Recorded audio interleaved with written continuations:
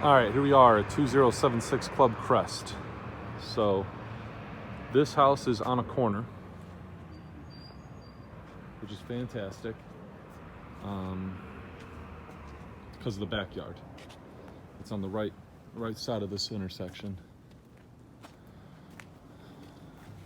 The biggest negative about this place is directly behind you is apartment complexes. So you are going to need to keep cameras in the backyard for sure. So it's got a little entranceway. So if you're looking at Airbnb, having an entranceway, a place to put a table or a buffet or something that says like, here's the rules of the house, here's the codes you need, this is the business license, all that kind of shit, just sit up there, coat rack kind of stuff like that, that's good. Floors need some work. These are the kind that I would not replace right when you get in. I would just use them, abuse them until you need to change it. But you can kind of see in the reflection there, it's not the nicest floor, a little bit of damage. They're old, worn, and torn. But it's a large area. You could put in a living room with a TV and a separate sitting area, game area, things like that. Pool table would fit nicely here and still have a laundry room. Some storage. This would probably be your utility closet you keep locked all the time to keep your tools and stuff in, or the maid's stuff when they need to come and do it. You got the secondary sitting area, dining room, kitchen. It's a small kitchen, old countertops. But again, like I said, when you're doing a rental, the tile countertops are easy because you can just replace like this one tile's cracked.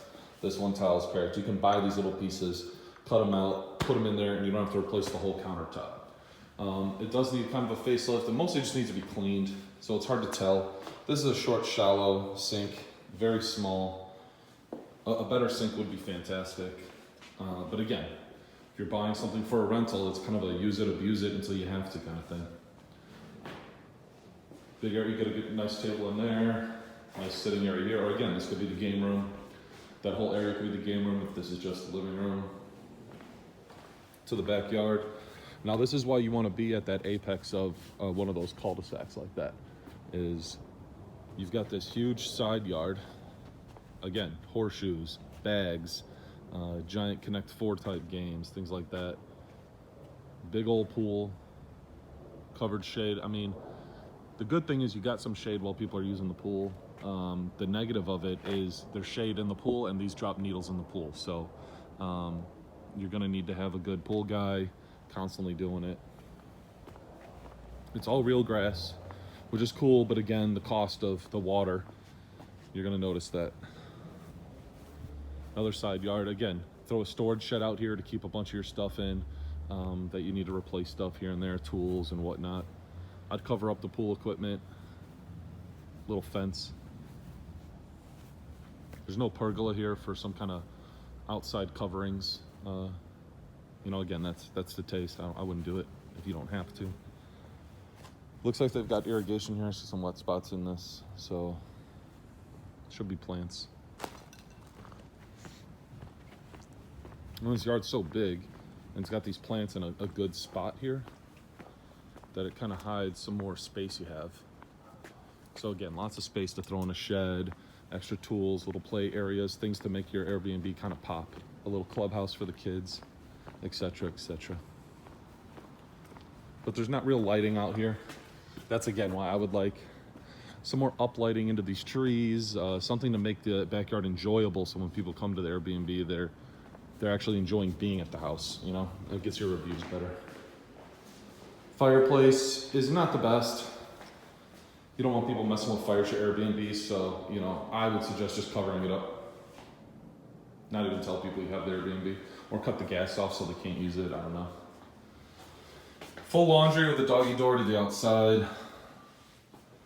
Half bath downstairs. It's basic.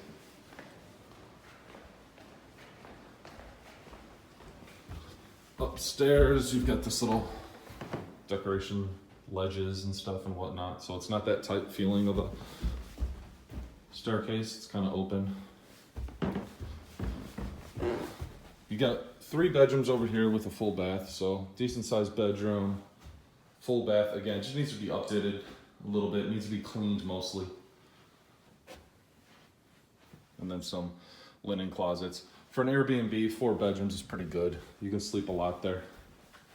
The master's gigantic. Really big. But again, the thing about this house is just so old. These are just flat panel doors. You know, you need a 6-panel or something to kind of bring the eyes to it. All the fixtures are real old, tiny. Closet is okay. It's big. I mean, for an Airbnb, just the big closet to throw an extra the rollaway bed or an air mattress and stuff like that in there is fine. The bathroom, again, I'm gonna keep saying it. It looks ugly.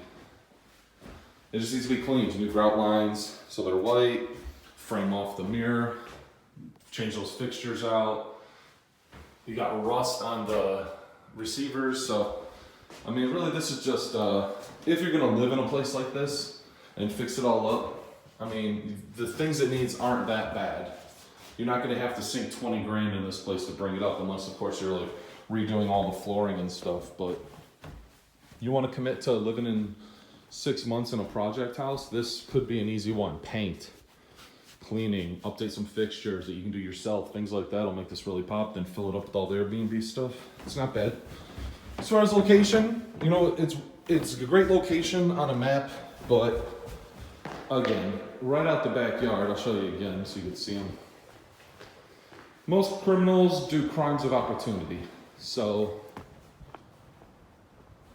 you don't have a shared wall with the apartment complex, which is good because you've got a house right here and you got a house right there. But there's this one spot right here, this little tiny wall right here. This backs up to, oh, it's actually a pretty big wall. No one's gonna hop this fence. So